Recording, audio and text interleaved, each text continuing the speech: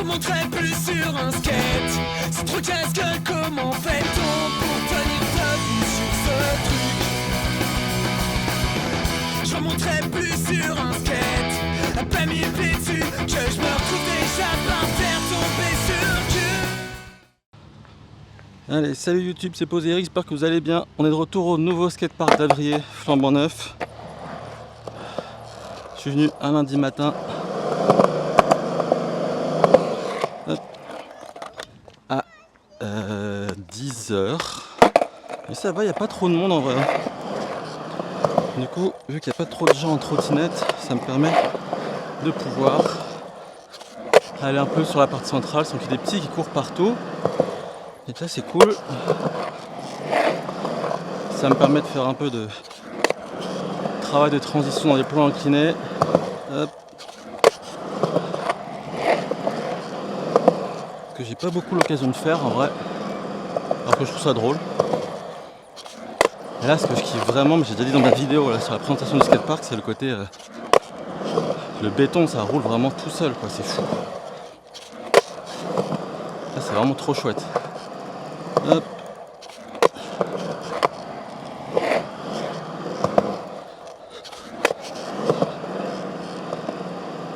Mais ouais, pour faire ça, faut vraiment qu'il n'y ait pas d'enfants. La dernière fois que je suis venu, les petits en trottinette, ils étaient partout, ici là.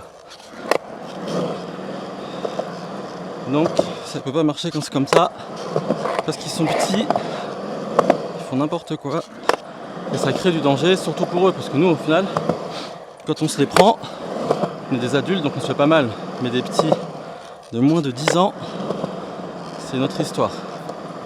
Hop. Du coup, au programme de la session d'aujourd'hui, je sais pas trop en vrai. À la base, j'étais venu faire des slapino slide et à chaque fois dans ma tête, je me dis que la barre là, qui est au sol, elle est petite et j'arrive devant et j'ai l'impression d'être face à un mur. C'est ridicule. Alors que c'est pas un mur, c'est vraiment petit, c'est la taille d'un trottoir quoi. Et c'est pour ça que je progresse pas en fait, c'est parce que à chaque fois j'ai le même problème. C'est que dans ma tête je me visualise des trucs qui ont l'air simples et en fait une fois que j'arrive devant j'ai peur de les faire. Alors que j'ai 100% le niveau pour. Hein. Donc on va voir, et puis aussi le fait que j'ai pas envie de trop forcer sur mes genoux et sur mes chevilles parce que là comme je l'ai expliqué je suis en train de faire une prépa pour une course de 10 km.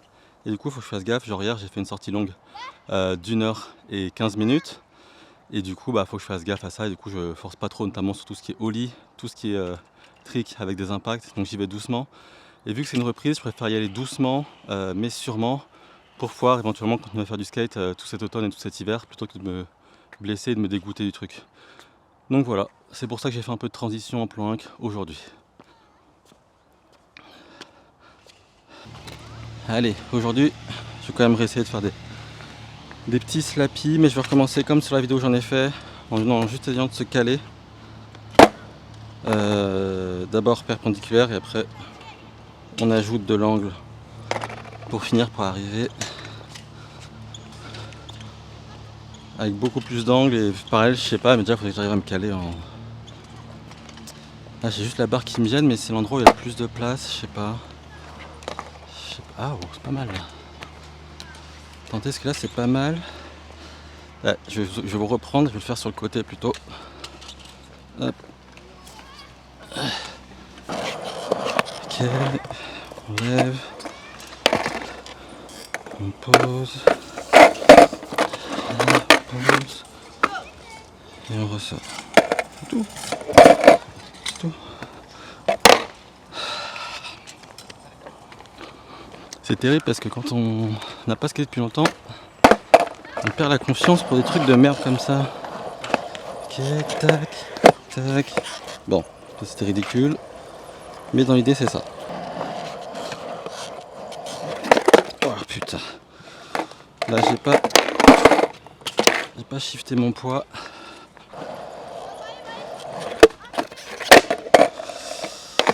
Ouais. En fait, je suis en train de me rendre compte que là le ledge est plus petit que celui, il est plus grand que celui que j'avais essayé aux fougères. Et je crois que c'est pour ça que j'ai un peu plus d'appréhension, parce que l'autre était au sol, c'était une barre en fait. Et du coup ça change tout. Mais c'est pour ça qu'il faut du courage. Tac, tac. Et plus de vitesse peut-être aussi. Ouais. Parce que là le manque de vitesse m'empêche de monter dessus. Ok, on avance. Bien.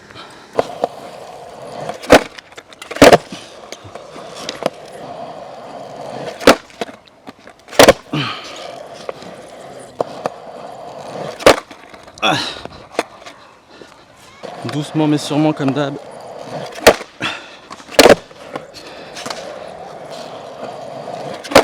Ah. Ok, en fait je tourne je reste pas parallèle à ma board et du coup je sors de la planche. Il faut rester parallèle. Comme ça. Voilà. Allez, une dernière, ça fera 5. Et après, on met un peu plus d'angle.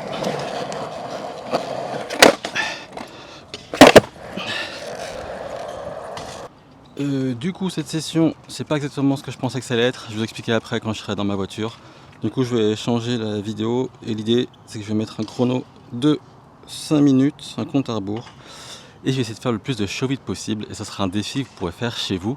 Vous pourrez me dire vos résultats dans les commentaires. Combien de show vite vous pouvez faire le plus en 5 minutes. C'est parti, je lance mon chrono. Et voilà. Allez, c'est parti. Allez, normalement, c'est un trick que j'ai, on va dire 8 fois sur 10. Ça fait 1. Ça fait 2. Je déteste quand je corrige à la fin, mais bon. Pour l'instant. 3. 4. C'est aussi une bonne occasion de bien travailler ces show vides. J'essaie d'en faire le plus possible en 5 minutes. Merde, je sais plus si je suis à 4 ou à 5. De toute façon, je mettrai le compte sur la vidéo. C'est dégueulasse, mais je le compte. J'ai oublié, je crois que je suis à 5, mais je suis pas sûr, donc je mettrai le compte par-dessus la vidéo. Hop. Ah, c'était un beau show vite. 5 minutes, dit comme ça a pas l'air. Ça a l'air court. Mais c'est pas si court que ça. Hein. Dites-vous que les runs au JO et peut-être dans d'autres compétitions, c'est 45 secondes, c'est pas pour rien. Ah, je vous raconterai après dans la voiture pourquoi. Voilà, l'explication elle est là.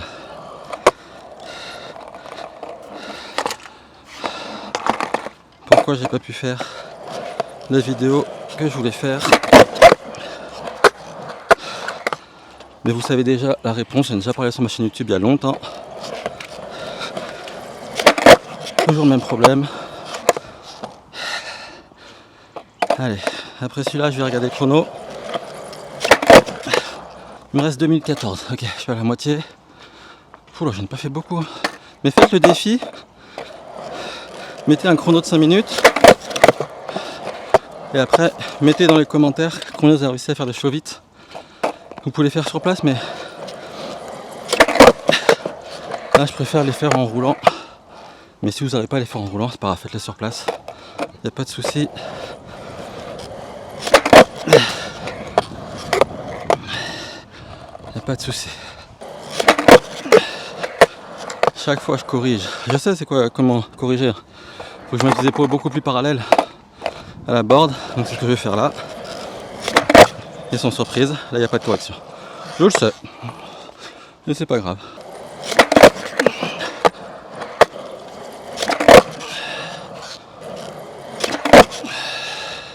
Allez, on doit plus être loin des 5 minutes.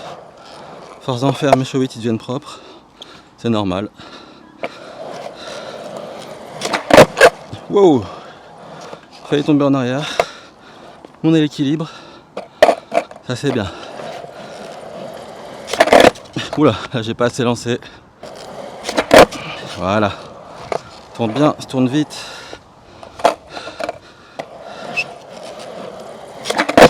Voilà. Je vais voir combien de temps il me reste. Ah, et voilà. C'est fini, du coup j'ai pas compté, je sais pas combien j'en ai fait. Du coup je saurais pas vous dire. Mais voilà, c'est le défi. Mettez un chrono de 5 minutes, faites le plus de show possible et mettez votre score dans les commentaires de cette vidéo. Là je vais ranger mes affaires. Je vais dans ma voiture et je vous explique pourquoi cette session elle était bizarre. Allez, je suis dans ma voiture et je vous expliquer une fois de plus quel était le problème dans ce skatepark. C'est que comme d'hab, je suis venu tôt, je suis arrivé vers 9h45, 9h30 et il y avait déjà beaucoup de monde. Et quand je dis beaucoup de monde, vous savez exactement de quoi je parle, des trottinettes. J'ai déjà fait une vidéo là-dessus sur ma chaîne YouTube. Les trottinettes c'est un fléau et ce qui est fou c'est que ça change pas.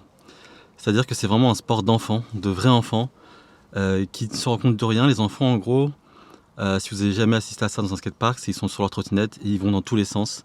Ils regardent jamais ce qui se passe et du coup ça cause des accidents. Et le problème c'est que ça part dans tous les sens et du coup moi ça me sort de mon truc. C'est pour ça que j'aime bien venir skater tôt.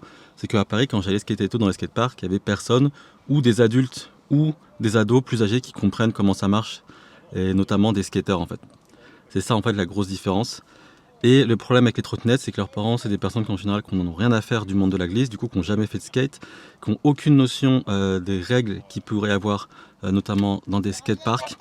Et du coup, en fait, ils vont juste dans des skateparks comme ça pour se débarrasser de leurs enfants et pouvoir les avoir dans un espace surveillé. Mais ils s'en foutent complètement de ce qu'ont font leurs enfants là et ils font pas gaffe à comment ils se comportent et du coup ça fout la merde.